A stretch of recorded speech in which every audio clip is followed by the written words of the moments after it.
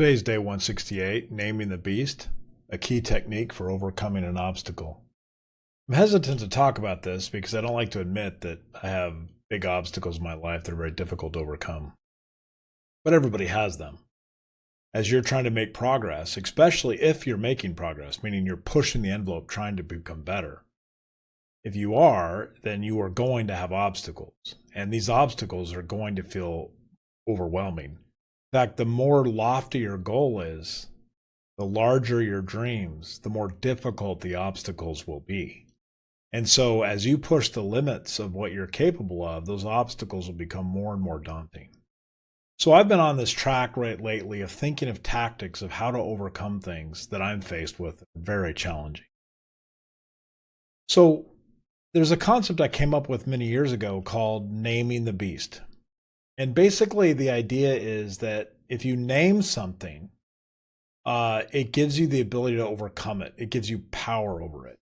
Naming something gives me a way to define the thing that I'm trying to overcome. And by defining it, it's still very hard, but by defining it, it takes it out of my imagination and makes it more concrete. And by so doing, I'm less prone to be in fear of the thing, and I'm more likely to attack it because I can now define it.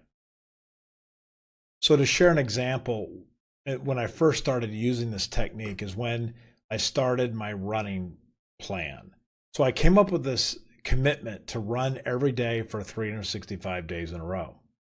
So I was running every day, and when I first started, my distances were very short. I probably ran maybe to the mailbox and back. I mean, literally, it was embarrassing.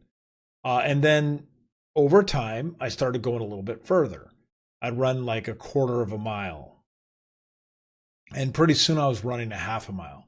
So I was starting to get encouraged that I was actually running now. I was actually making, some improvement.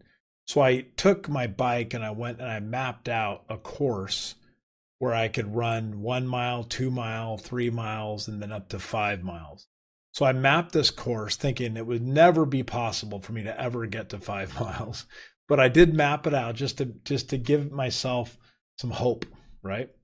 So as I mapped it out, I came across at the 1 mile marker, it ended right at this ditch, this culvert.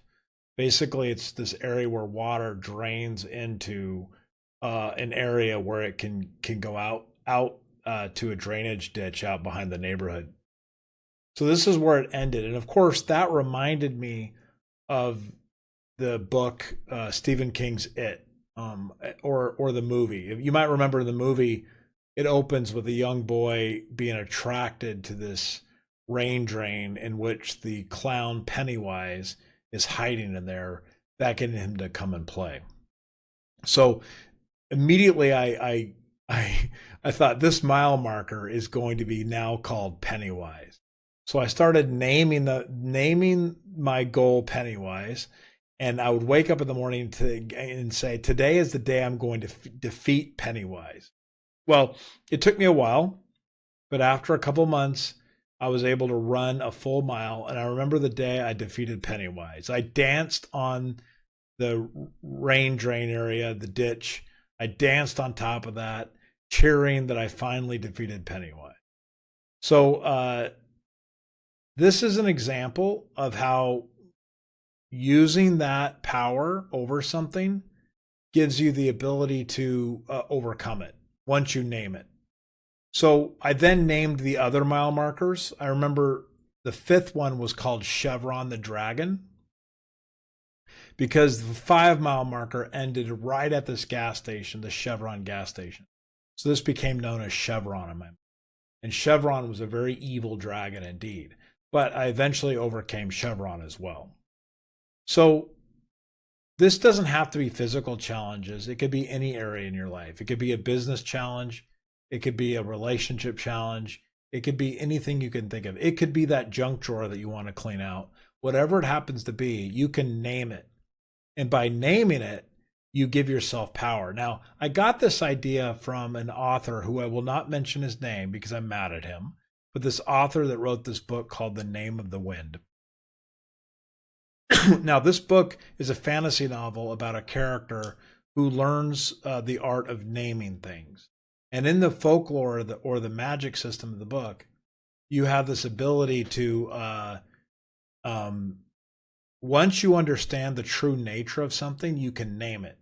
And once you name it, you gain some power over it. And so, and this can relate to humans too. Once you know somebody's true name, you would have power over them. So the reason I'm mad at the author is he hasn't finished the third book yet. And it's been a long time. So it's time. He's got to get down or start writing. All right. But anyway, the point is that the book inspired me to start thinking about names and naming things. So I would encourage this as a strategy. So you've obviously got challenges in your life right now, albatrosses or things that you just can't overcome. So give it a chance. Name them. Come up with a creative name that really defines the problem. And once you've got that, start referring to it by that name from now on. So I have lots of names that I use. Like right now, I'm wrestling with the Russian bear. I'm trying to skin the wild bobcat. I've got all sorts of names that I use to describe things I'm trying to do. And they're fun for me. They're personal. I don't really share them with anybody, but it's just a way for me to gain power over my problems. Thank you.